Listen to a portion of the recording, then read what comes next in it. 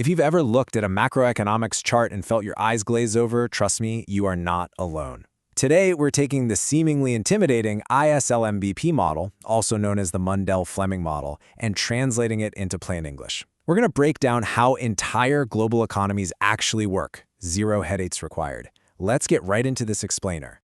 Think about the pure frustration of everyday budgeting for a second.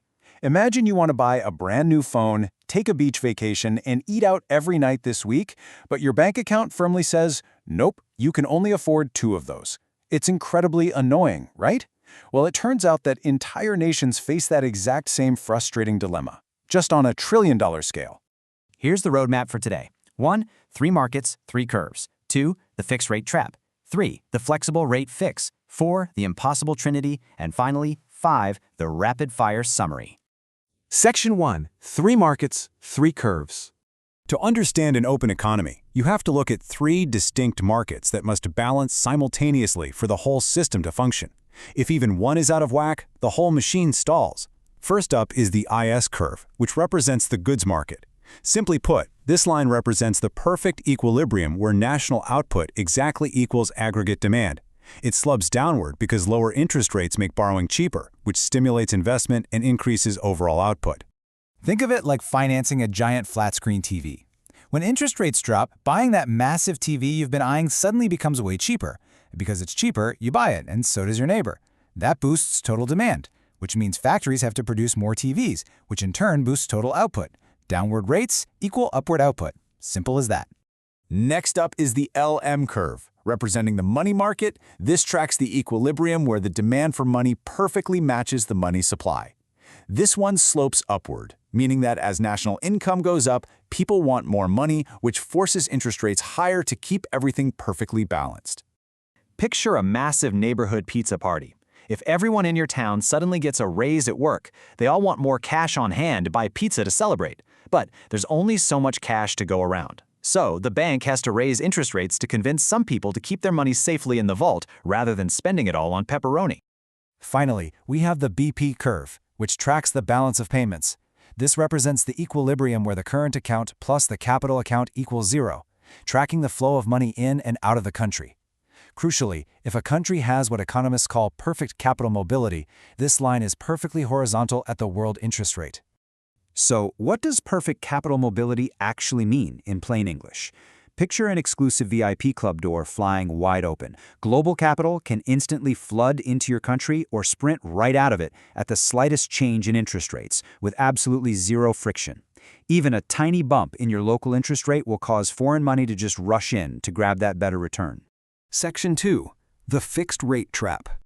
Now that we have our 3 curves, let's see what happens when a government tries to pull some strings by fixing its currency value to another currency, like the US dollar. Under this system, if the central bank tries to use monetary policy by printing more money, interest rates drop. But remember that VIP door? Investors absolutely hate low rates, so their money instantly flees the country. To stop the currency from crashing and maintain that fixed peg, the central bank is forced to buy its own currency back, shrinking the money supply right back to where it started. Monetary policy is basically useless here. Here's the reality check. To hold a currency's value steady, the central bank essentially surrenders its monetary power. Its hands are totally tied. However, fiscal policy, like the government building a giant new highway system, becomes an absolute powerhouse. That massive government spending raises interest rates, which attracts foreign capital straight through that VIP door, which then forces the central bank to expand the money supply to hold the peg. Boom, massive economic boost. Section 3. The flexible rate fix. But what if a country doesn't fix its currency and instead lets it float freely on the open market?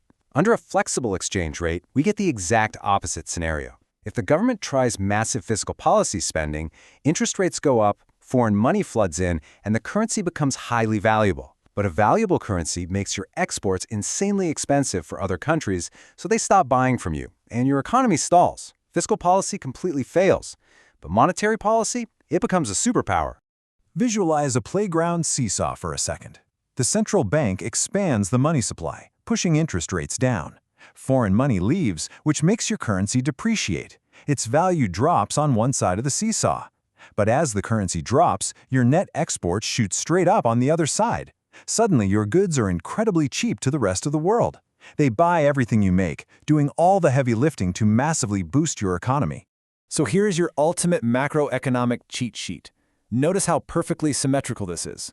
If you fix your exchange rate, fiscal policy is your only effective tool. If you let your currency float flexibly, monetary policy absolutely rules the day. You just cannot have both work at the same time. Section 4. The impossible trinity. Which brings us to the ultimate constraint of the ISLM-BP model, an ironclad rule governing every central bank on Earth.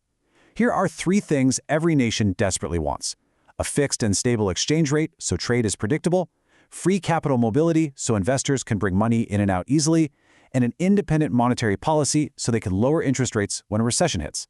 But here is the golden rule of global economics. A country can only pick 2. You cannot have all 3. It is literally mathematically impossible. Think of it like sitting down at a nice restaurant with a menu offering an appetizer, a main course, and a dessert, but you only have enough cash in your wallet for 2.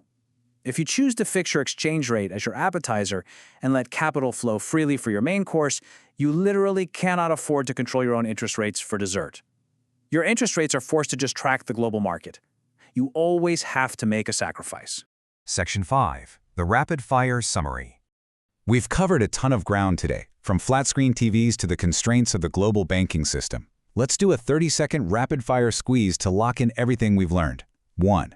The ISLM-BP model is just a way to find the balancing point between the goods you buy, the money you hold, and the trade flowing across your borders. 2. Exchange rates dictate the rules of the game. Fixed rates make government spending powerful, while flexible rates make central bank money printing powerful.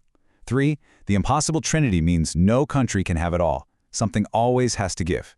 Which leaves us with a million or perhaps trillion-dollar question. Look around at the global economy right now. If you were running a country today, facing real-world inflation and trade wars, which 2 points of the impossible trinity would you choose to keep, and which one would you sacrifice? Thank you for exploring this explainer with us, and I'll leave you to ponder that exact question.